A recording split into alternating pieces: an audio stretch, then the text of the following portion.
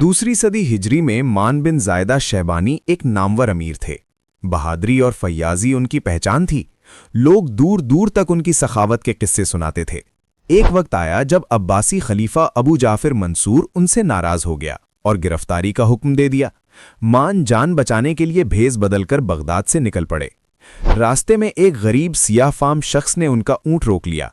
उसने पहचान लिया कि ये मान बिन जायदा हैं और उन पर इनाम मुकर्रर है। मान ने जान बचाने के लिए कीमती हीरों का हार उसके हवाले कर दिया।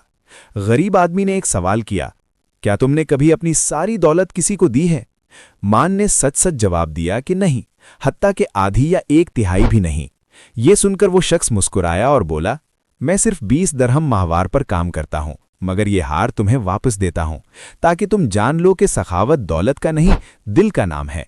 ये कहकर वो हार लौटाकर चला गया। मान हैरान रह गए और मान लिया कि असल अज़मत माल में नहीं बल्कि किरदार में होती है। सबक: हकीकी सखावत वो है जिसमें लालच ना हो। बड़े दिल अक्सर गरीबों के सीने में होते हैं और अज़मत माल से नहीं, नीयत से नापी जाती है।